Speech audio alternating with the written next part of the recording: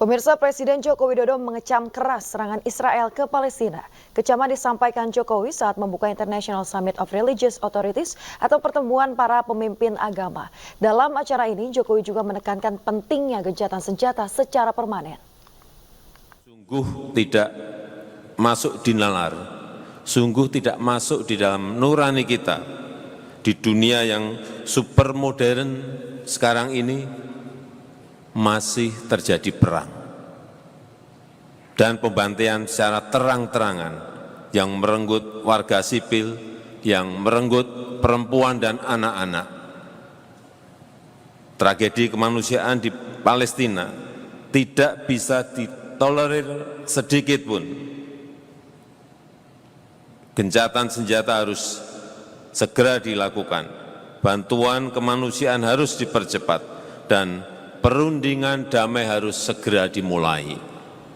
Indonesia meyakini bahwa kemerdekaan adalah hak segala bangsa dan hal tersebut tegas dinyatakan dalam Konstitusi Indonesia. Indonesia juga memiliki pengalaman panjang dalam merajut keberagaman, dalam menjembatani perbedaan-perbedaan, dan dalam mempersatukan kemajemukan. Pemirsa, Anda kembali di News Pagi bersama saya Yasmina Tania dan rekan saya Bayu Pradana. Kita ke informasi berikutnya, pemirsa. Unjuk rasa buruh di kantor Bupati Tangerang, Banten berujung ricuh. Ya, pemirsa, saling dorong hingga nyaris baku hantam terjadi saat massa buruh merangsek masuk ke dalam kantor Bupati di Kecamatan Tiga Raksa, Kabupaten Tangerang, Banten, Senin malam. Hal ini terjadi karena petugas Satpol PP dan polisi menghalangi massa buruh yang ingin menemui PJ Bupati usai rapat pleno kenaikan UMK. Unjuk rasa hingga malam hari ini dilakukan sebagai bentuk penolakan terhadap rekomendasi kenaikan UMK sebesar 1,64%. Padahal sebelumnya, buruh sudah menuntut UMK tahun 2024 minimal naik 12% sesuai dengan survei kebutuhan hidup layak yang dilakukan buruh. Ada sedikit kebijakan yang berpihak kepada buruh. Ini sama sekali tidak, hanya tegak lurus PP 51. Ini yang membuat kemarahan kawan-kawan, membuat sedikit chaos dengan aparat kepolisian. Pemirsa, ratusan warga Desa Rawaburung, Kabupaten Tangerang, Banten berunjuk rasa di Jalan Perimeter Utara, akses Bandara Soekarno-Hatta menuju Jakarta. Warga menuntut uang ganti rugi bangunan yang dipakai untuk landasan pacu runway 3. Sejumlah warga yang berunjuk rasa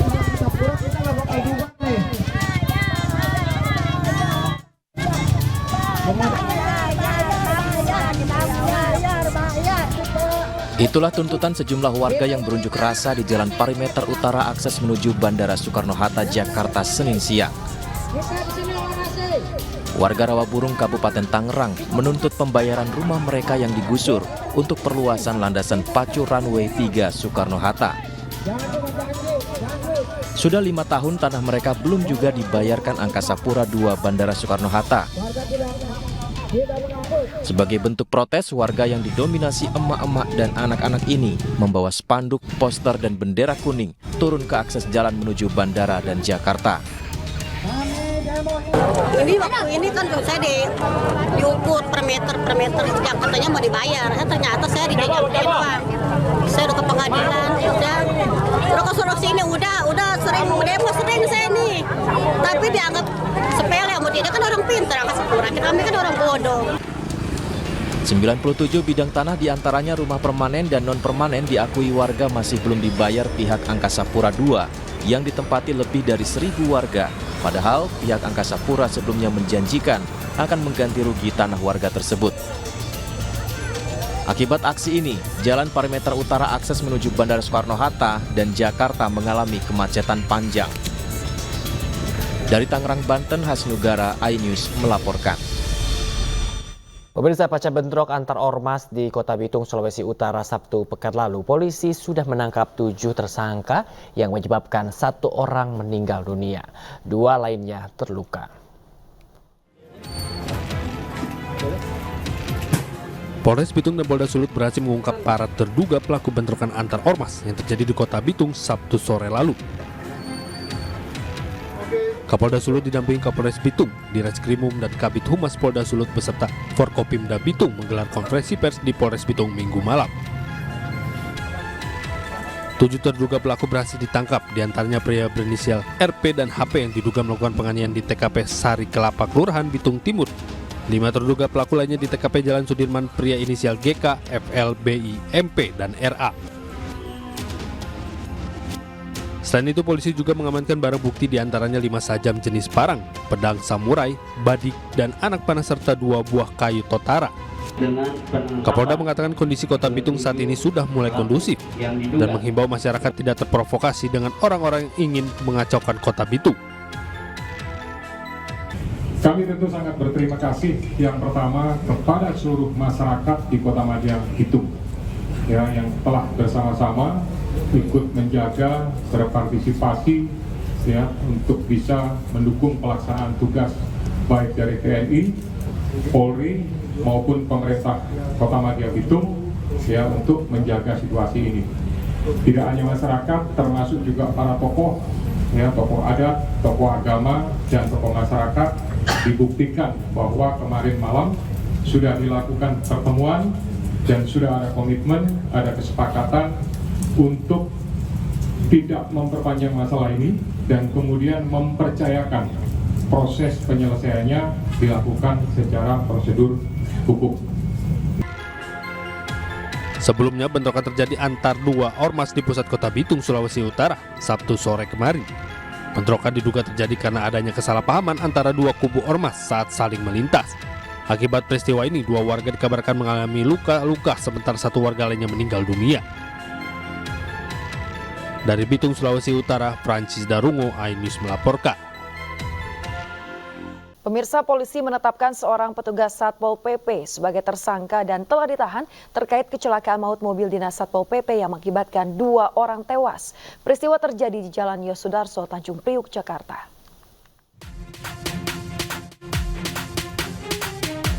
Polisi menetapkan pengemudi mobil dinas Satpol PP sebagai tersangka yang menyebabkan 2 orang tewas.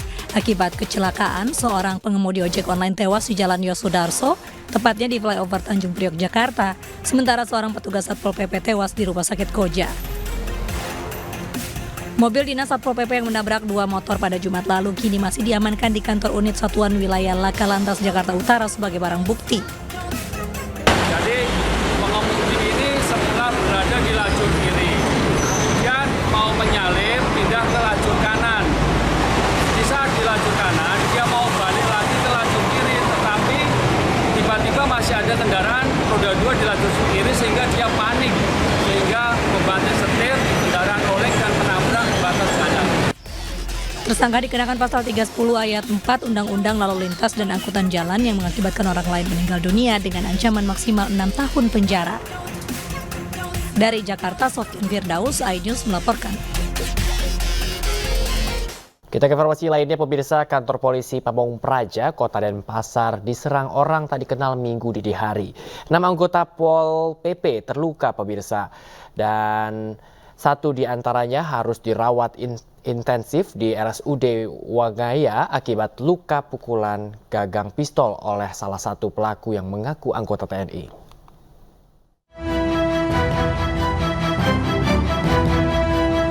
Peristiwa penyerangan kantor Satpol PP Kota Denpasar terjadi Minggu dini hari usai petugas Pol PP menjaring 33 perempuan karena melanggar Perda Kependudukan di kawasan Jalan Danau Tempe, Denpasar. Sekelompok orang tidak dikenal datang sambil berteriak memaksa membuka pintu. Menurut salah satu korban, saat kejadian salah satu dari kelompok tersebut berteriak mengaku anggota TNI sambil mengacungkan pistol. Mereka lalu merusak pintu pagar dan menyerang anggota Satpol PP. Akibatnya, 6 anggota Pol PP mengalami luka dan 1 diantaranya harus menjalani perawatan intensif akibat luka pukulan gagang pistol. Usai menyerang, kelompok tak dikenal ini menyuruh perempuan yang diamankan Pol PP untuk keluar meninggalkan kantor Satpol PP. Gimana, Pak? Di sini dia, karena yang ini dari preman itu mereka gerojok-gerojok pintu demikian, buka pintu kalau tidak saya akan bunuh kau gitu. Nah sambil mengacungkan pistol itu. Kalau itu sempat melukai anggota atau gimana? Itu udah pakai di gagangnya itu. dipakai mukul ini, kemudian yang di rumah sakit tuh sampai kepalanya bocor itu. Sejumlah anggota Denpom TNI telah mendatangi kantor Satpol PP Kota Denpasar untuk mencari bukti dugaan keterlibatan anggota TNI.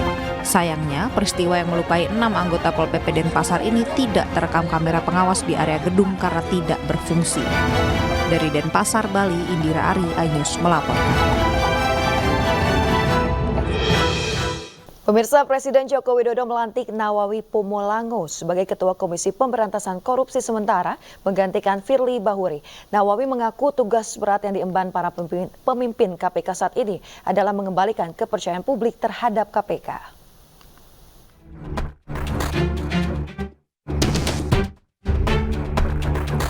Presiden Joko Widodo melantik Nawawi Pomolango sebagai Ketua Komisi Pemberantasan Korupsi sementara di Istana Negara Senin pagi.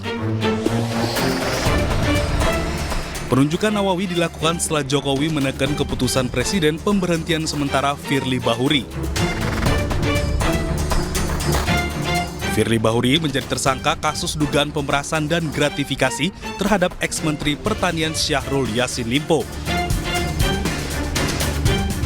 Nawawi merupakan satu dari 5 orang yang dipilih Komisi 3 DPR untuk menjabat sebagai pimpinan KPK periode 2019 hingga 2023. Satu hal yang paling sangat menjadi beban di kita adalah tergerusnya rasa kepercayaan masyarakat, dan itu yang menjadi modal lembaga ini selama itu, dan itu yang tergerus, dan itu yang menjadi pekerjaan berat. Nawawi Pomolango lahir di Manado 28 Februari 1962. Pada 2010 hingga 2012 ia menjabat sebagai Ketua Pengadilan Negeri Poso. 2011 hingga 2013 menjabat Ketua PN Jakarta Timur. 2016 menjadi Hakim Tinggi PN Denpasar. Dan pada 2019 hingga 2023 menjabat Wakil Ketua KPK. Nawawi Pomolango tercatat memiliki total nilai harta kekayaan 3,7 miliar rupiah per Januari 2023. Dari Jakarta, Tim Liputan iNews melaporkan.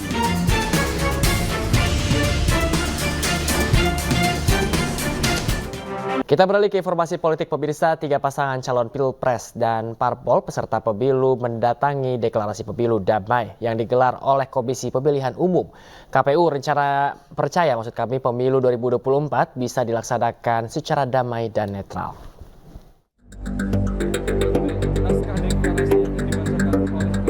Komisi Pemilihan Umum Republik Indonesia resmi membuka deklarasi kampanye pemilu damai 2024. Deklarasi pemilu dibacakan oleh Ketua KPU RI Hasyim Asy'ari dan diikuti oleh 3 pasangan calon di Pilpres 2024. Usai pembacaan deklarasi kemudian dilanjutkan dengan penandatanganan dokumen deklarasi. Penandatanganan melibatkan 3 pasangan calon Pilpres dan seluruh partai politik peserta pemilu.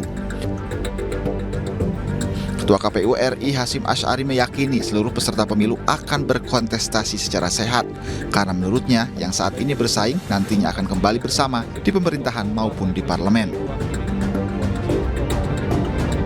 Beliau semua ini adalah aktif di pemerintahan. Dengan demikian sindir menyindir juga saya kira juga pasti akan sedikit berkurang karena sama-sama tahu titik lemah dan titik kuat masing-masing.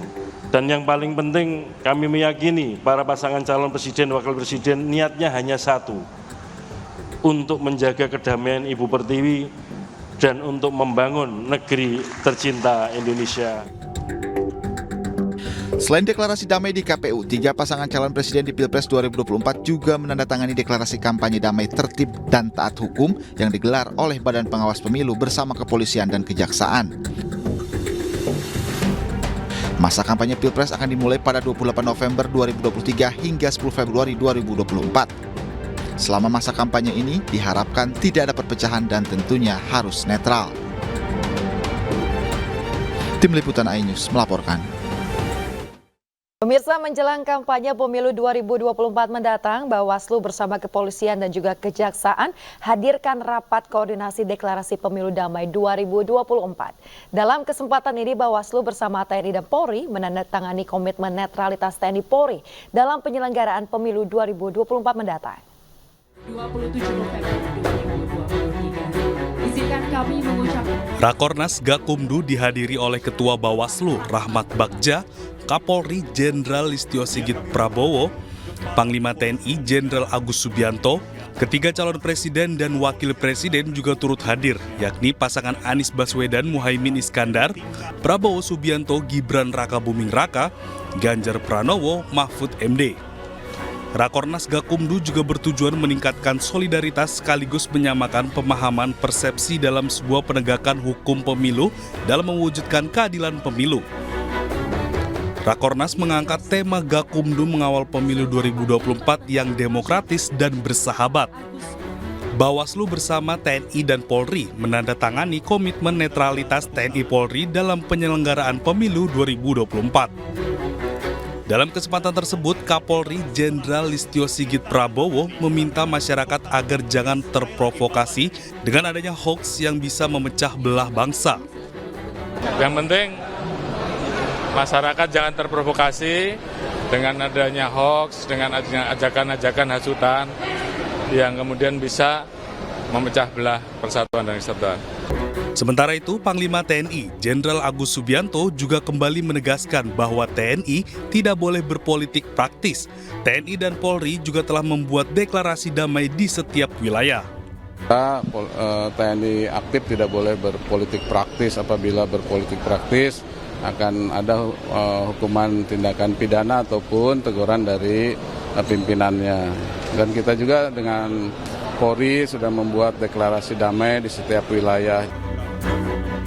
Acara yang diselenggarakan Bawaslu bersama kepolisian dan kejaksaan ini bertujuan untuk mempersiapkan penyelenggaraan kampanye pemilu 2024 agar berjalan netral dan damai. Tim Liputan iNews melaporkan.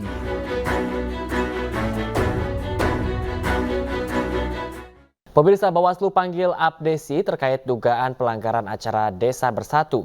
Dalam acara yang digelar pada 19 November lalu, Abdesi diduga tidak netral dengan mendukung terhadap salah satu pasangan Capres-Cawapres.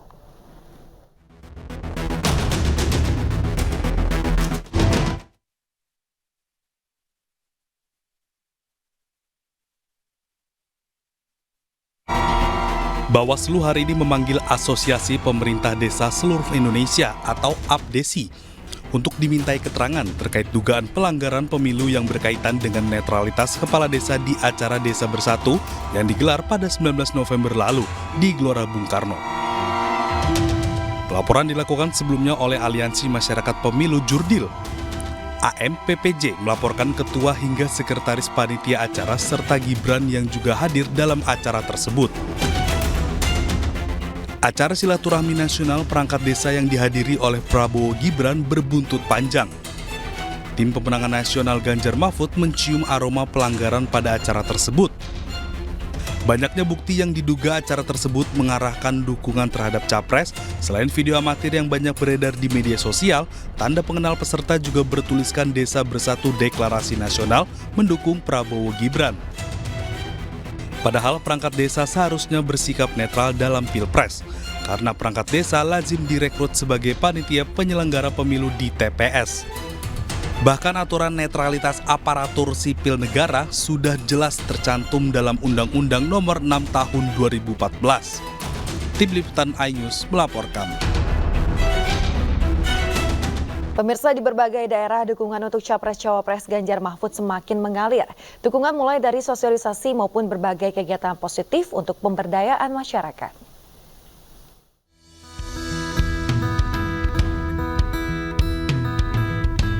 Dukungan untuk Capres Ganjar Pranowo dan Cawapres Mahfud MD di Pilpres 2024 terus mengalir. Deklarasi siap memenangkan Ganjar Mahfud digelar oleh sukarelawan Baraya Sukabumi, Jawa Barat. Relawan bersama tokoh masyarakat menyatakan akan terus mensosialisasikan Ganjar Mahfud dan memaksimalkan kerja-kerja pemenangan di masa kampanye. Para kiai pengelola pondok pesantren di Kabupaten Ciamis dan Tasikmalaya mengingatkan netralitas aparat penegak hukum di Pilpres 2024. Hal itu diungkapkan dalam halakoh kebangsaan Jaringan Ahlus Sunnah wal Jamaah Indonesia di Pondok Pesantren Darul Hikam, Kecamatan Cipaku, Ciamis, Jawa Barat. Diskusi para kiai tersebut menghasilkan kesepakatan mendukung Ganjar Mahfud demi meningkatkan kesejahteraan masyarakat termasuk santri. Relawan Himpunan Santri Nusantara mengadakan konsolidasi dan silaturahmi bersama para pengurus wilayah di Palembang, Sumatera Selatan. Silaturahmi digelar untuk memperkuat akar rumput dan komunikasi politik di berbagai lapisan khususnya kepada para kiai dan pondok pesantren. Himpunan Santri Nusantara menargetkan bisa mendapatkan suara sebesar 65% untuk pasangan Ganjar Mahfud di Sumatera Selatan. Upaya meraih dukungan dari kalangan milenial dan Gen Z dilakukan relawan Ganjar Kreasi di Surabaya, Jawa Timur. Lewat potensi bisnis sablon, relawan menggelar pelatihan sablon tradisional yang bisa menjadi peluang usaha potensial bagi milenial dan Gen Z.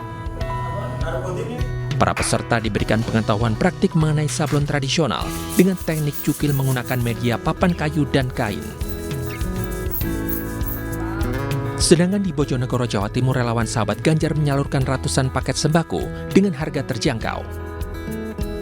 Ratusan warga antusias dan mengaku bazar murah ini membantu perekonomian mereka.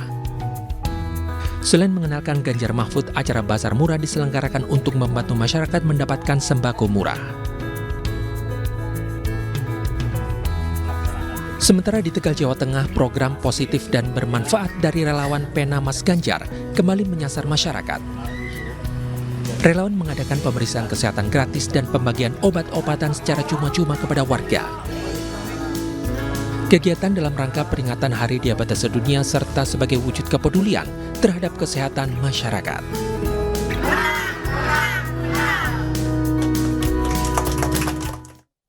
Ya. Pemirsa, para kader Partai Persatuan Pembangunan didorong untuk terus membantu masyarakat. Ya, bantuan ini diharapkan menjadi solusi saat masyarakat tertimpa musibah.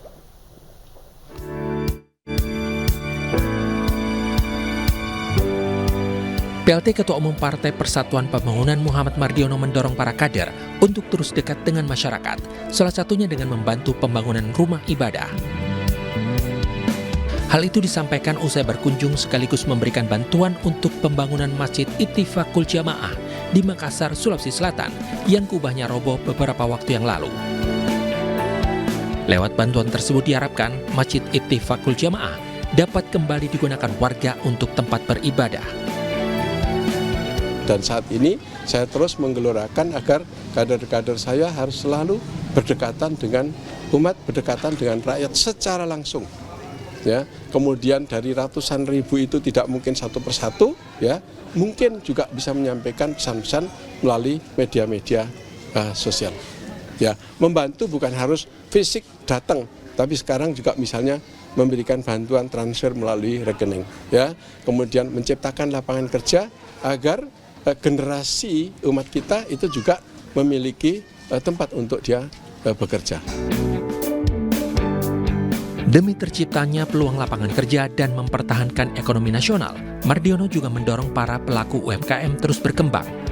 Mardiono menyebut tradisi atau kebiasaan masyarakat lokal dapat menjadi peluang usaha, seperti peluang usaha kedai kopi yang selalu ramai dikunjungi para jamaah masjid di Makassar setelah subuh untuk ngopi dan makan kue khas tradisional. Ya, pemirsa, Anda masih di Anyus Pagi bersama saya Yasmin Hatania dan rekan saya Bayu Pradana. Dan demikian tadi adalah berita pilihan dalam Anyus Pagi hari ini, dan kita ke informasi berikutnya pemirsa. Yang mana diguyur hujan deras, sejumlah perumahan di Tiga Raksa, Kabupaten Tangerang, Banten terendam banjir. Iya, banjir juga diakibatkan buruknya saluran drainase hingga air meluap ke permukiman warga.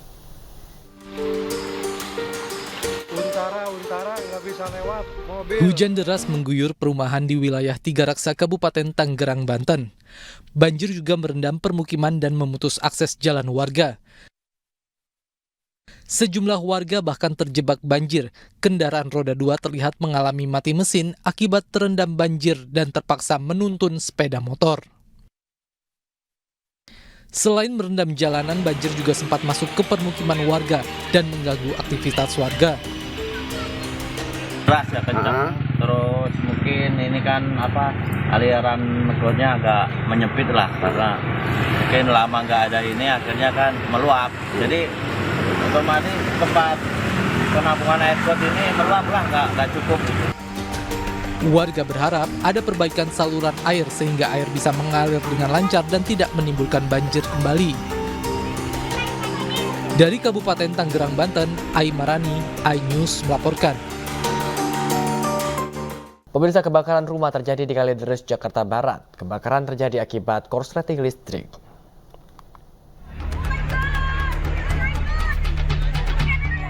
Sebuah rumah yang berada di Jalan Kesayangan, Kelurahan Pegadungan, Kalideres, Jakarta Barat terbakar. Kepulan asap terlihat keluar dari lantai 2 rumah.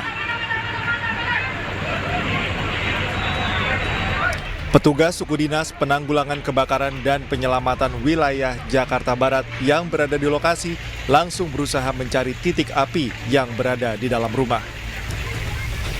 Tak hanya itu, sejumlah petugas damkar juga terlihat naik ke atas genting rumah untuk memadamkan api agar tidak merembet ke rumah warga yang berada di sebelahnya. Menurut salah seorang penghuni rumah, diduga kebakaran akibat hubungan arus pendek listrik. Ya, awalnya pas adanya turun, itu bau kayak korsleting listrik gitu, kan akhirnya dia ngomong ke teteh, itu bau apa? Nah, akhirnya teteh ngecek tuh ke atas, ternyata ada bau korsleting.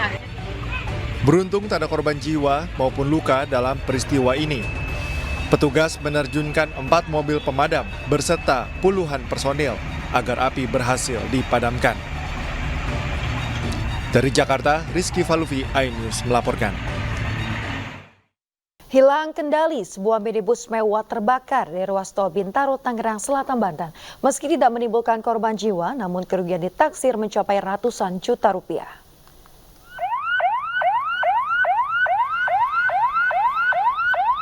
Inilah video amatir yang terekam kamera ponsel warga saat sebuah minibus terbakar di ruas tol Bintaro, Tangerang Selatan, Banten. Sebelum terbakar, minibus sempat menabrak tiang penerangan jalan hingga terbalik ke arah sebaliknya. Meski tidak menimbulkan korban jiwa, namun kerugian ditaksir mencapai ratusan juta rupiah. Menurut pihak kepolisian, sang pengemudi dapat diselamatkan oleh pengendara lainnya yang saat itu sedang melintas. Minibus yang kondisinya sudah hangus terbakar baru dapat dievakuasi 2 jam kemudian setelah mobil derek tiba di TKP. Kanan dan menabrak daripada tiang listrik. Kemudian keluar jalur dan akhirnya terbalik mobil dan keluar asap dan terbakar. Pak, untuk kondisi supir gimana? Kondisi supir alhamdulillah baik-baik saja dan tidak ada korban jiwa. Akibat peristiwa ini, arus lalu lintas di ruas tol Bintaro sempat mengalami kemacetan panjang hingga sejauh 2 km. Kasus kecelakaan ini pun ditangani Satlantas Polres Tangerang Selatan. Dari Tangerang Selatan, Banten, Nunung Purnomo, iNews melaporkan. Pemirsa, 2 orang terluka akibat ledakan tabung gas yang terjadi di Pasar Cisarua, Kabupaten Bogor, Jawa Barat. Tidak ada korban jiwa, namun kerugian ditaksir mencapai jutaan rupiah. Tabung gas meledak di Pasar Cisarua, Kabupaten Bogor, Jawa Barat pada Senin pagi. Ledakan diduga terjadi akibat tabung gas LPG ukuran 3 kg bocor milik penjual bubur ayam yang biasa mangkal di depan kios jamu. Akibat kejadian ini 2 orang mengalami luka-luka, salah seorang merupakan pengendara motor yang melintas. Kedua korban kemudian dilarikan ke Rumah Sakit Paru Cisarua, Bogor guna mendapatkan perawatan medis. Buka baru pasang terpal, udah mencium bau gas gitu. Awal buka, ini gas kan kemungkinan kan gerobak saya belum bawa, tapi gas udah bau nih gitu kan. Beres saya bawa gerobak yang gede, yang buat bubur, taruh, saya pulang. Ade baru beres, pasang. Pas begitu, adek saya ngangkatin bubur ke gerobak itu, itulah kejadiannya. Sementara itu, polisi telah memberi garis pembatas untuk kepentingan penyelidikan lebih lanjut. Dari Bogor, Jawa Barat, Wildan Hidayat, iNews melaporkan. Pemirsa, sebuah mobil mewah terguling setelah menabrak trotoar di Palangkaraya, Kalimantan Tengah. Meski pengemudi dan penumpangnya selamat dalam kecelakaan tunggal ini, mobil mewahnya rusak berat.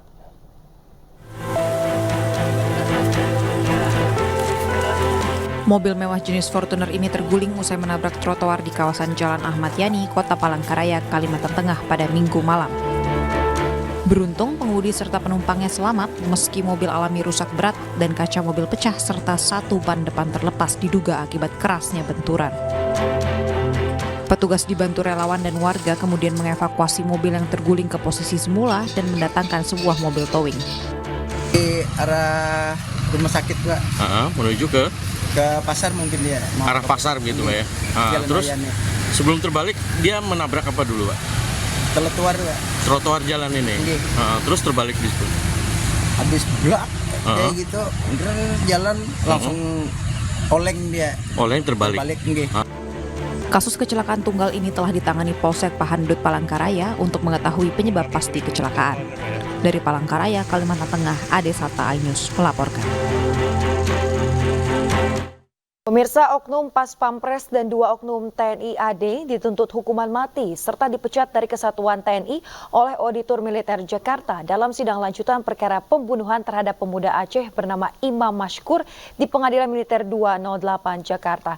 Hal ini berdasarkan perbuatan para terdakwa yang dinilai sangat sadis.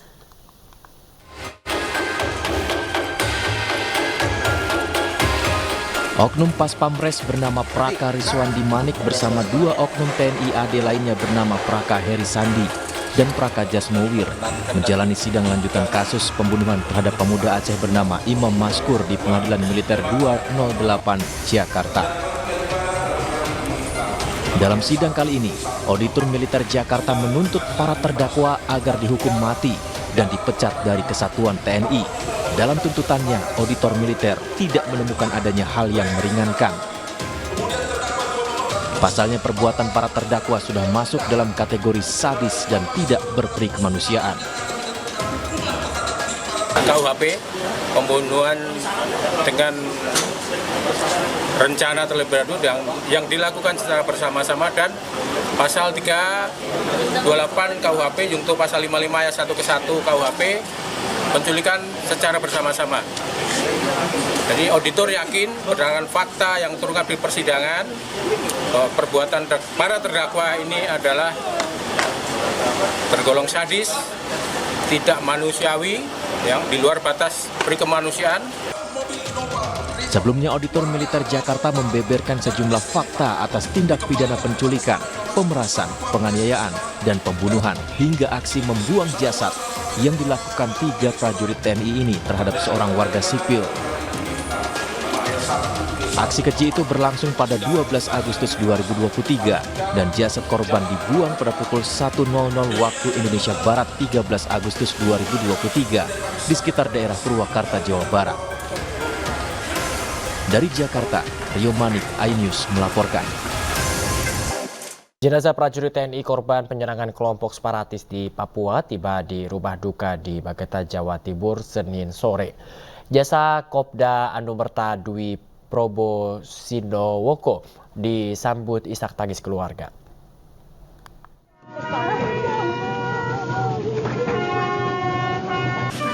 Jenazah Kopda Anumerta Dwi Probo, korban penyerangan kelompok separatis di Nduga, Papua, tiba di rumah duka di Desa Tegal Arum, Kecamatan Bendo, Magetan, Jawa Timur.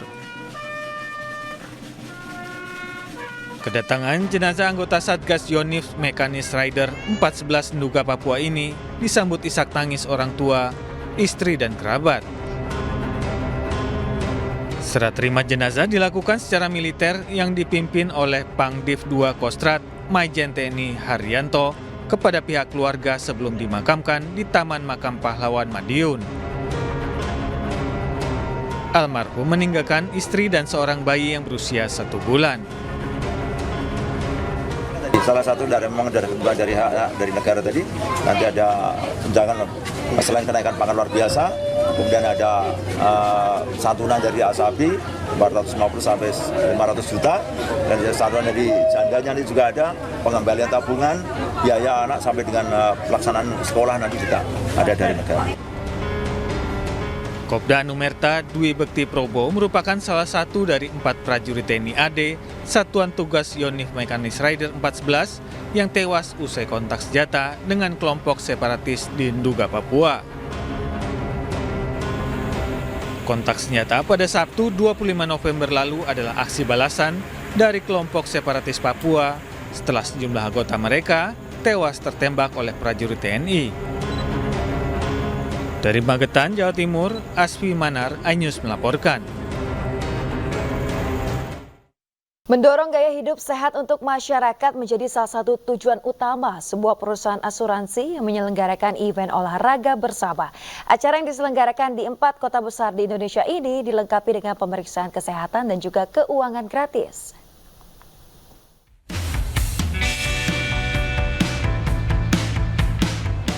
Ribuan warga Jakarta dan sekitarnya antusias mengikuti Proactive Family di Balai Kartini. Ajang olahraga bersama ini menghadirkan Zumba Fitness, K-pop Cardio, dan Fun Exercise. Selain berolahraga, pengunjung juga bisa mendapatkan pemeriksaan kesehatan gratis, konsultasi kesehatan, dan aktivasi booth. Penting sekali, karena kalau kita nggak punya gaya hidup sehat, kita itu banyak duduk, tanpa bergerak secara aktif, itu bisa menjadi sumber beberapa penyakit kritis. Karena itu salah satu pencegahnya itu dengan makan sehat, dengan bergerak aktif, dan rutin memeriksakan diri. Nah, tapi bukan hanya untuk sekedar sehat dari sisi fisik ya, untuk prudensial yang penting juga sehat secara keuangan. Sekitar 15.000 orang mengikuti Proactive Family yang tersebar di 4 kota, yakni 2.000 orang di Surabaya dan Bandung, 4.000 orang di Makassar, dan 6.000 orang di Jakarta. Tingginya minat warga untuk berolahraga bersama Proactive Family menandakan kesadaran akan kesehatan semakin meningkat. Dari Jakarta, Galuh Pandu, Jemi Jasin, iNews melaporkan.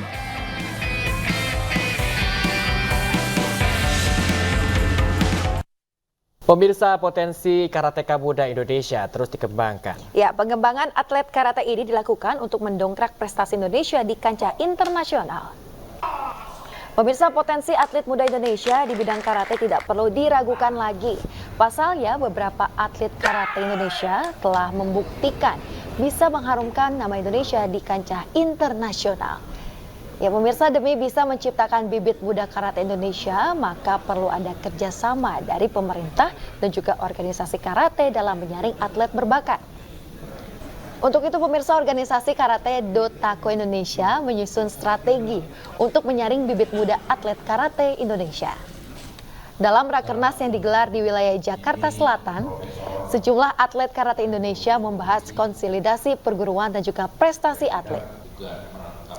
Wakil Ketua Umum DBKAPO masih meningkatkan peran daripada pemerintah di dalam membina atlet-atlet yang berprestasi ini.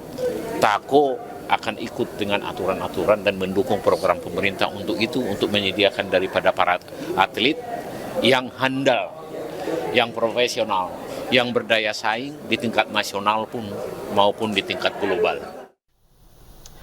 Ya pemirsa, Anda kembali di Ajus Pagi bersama saya Bayu Pradana dan rekan saya Yasmin Atadia. Kita ke informasi lainnya pemirsa, 3 pasangan calon pilpres dan parpol peserta pemilu mendatangi deklarasi pemilu damai yang digelar oleh Komisi Pemilihan Umum. Ya, KPU percaya pemilu 2024 bisa dilaksanakan secara damai dan juga netral.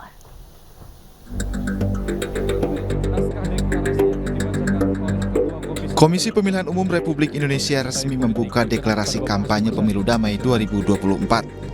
Deklarasi pemilu dibacakan oleh Ketua KPU RI Hasyim Asy'ari dan diikuti oleh 3 pasangan calon di Pilpres 2024. Usai pembacaan deklarasi kemudian dilanjutkan dengan penandatanganan dokumen deklarasi. Penandatanganan melibatkan 3 pasangan calon Pilpres dan seluruh partai politik peserta pemilu. Ketua KPU RI Hasyim Asy'ari meyakini seluruh peserta pemilu akan berkontestasi secara sehat, karena menurutnya yang saat ini bersaing nantinya akan kembali bersama di pemerintahan maupun di parlemen.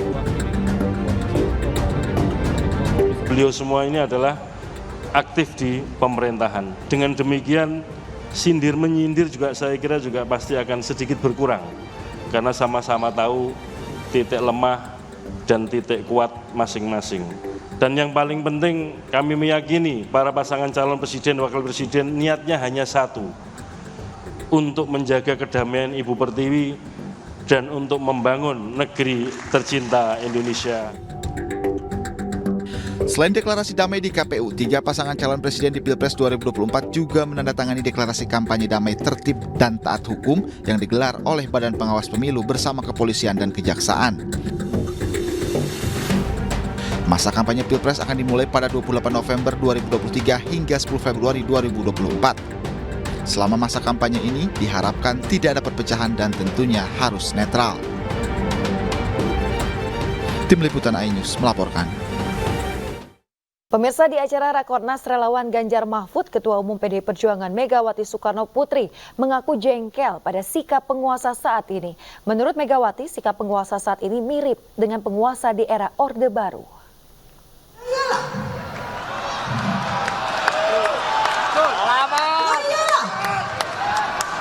Kalau dia berani, lo kenapa saya tidak boleh? Kamu mesti lihat perundangannya. Kamu sebagai apa? Bolehkah kamu menekan rakyatmu? Bolehkah kamu memberikan apapun juga kepada rakyatmu tanpa melalui perundangan yang ada di Republik Indonesia ini? Lalu keluarganya itu apa sama sih? Enggak deh. Sorry ya, namanya polisi. Emangnya keluarganya polisi juga? Ya enggak lah. Makan bakso juga, makan mie juga. Kenapa? Betul apa tidak? Betul. Takut apa tidak? Takut apa tidak? Takut apa tidak? Yes, begitu dong. Mestinya ibu nggak boleh ngomong gitu, tapi ibu udah jengkel, tahu nggak?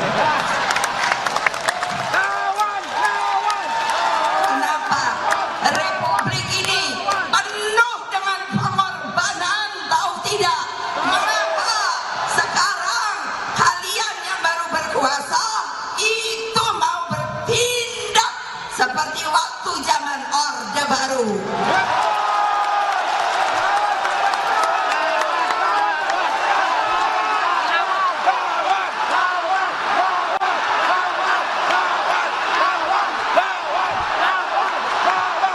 Berani tidak? Berani tidak? Berani tidak? Merdeka! Merdeka! Merdeka! Menang kita! Ganjar Mahfud!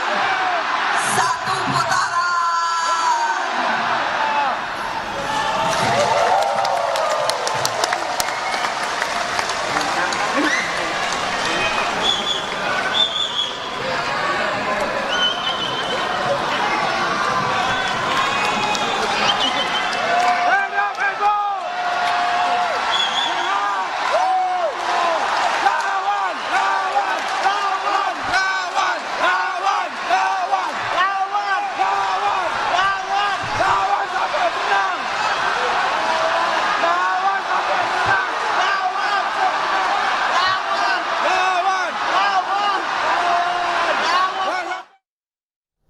Sementara itu, Ketua Umum PDI Perjuangan Megawati sempat mengungkit kasus terkait jubir TPN Aiman Wicaksono yang dilaporkan 6 lembaga.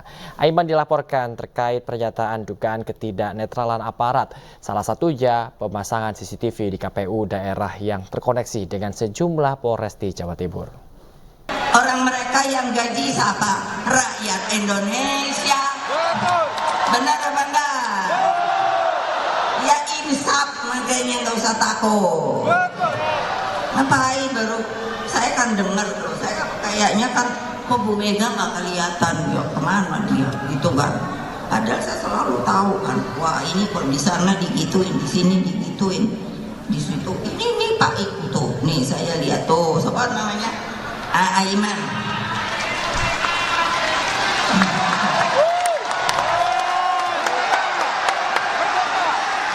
Iya makanya nggak usah takut.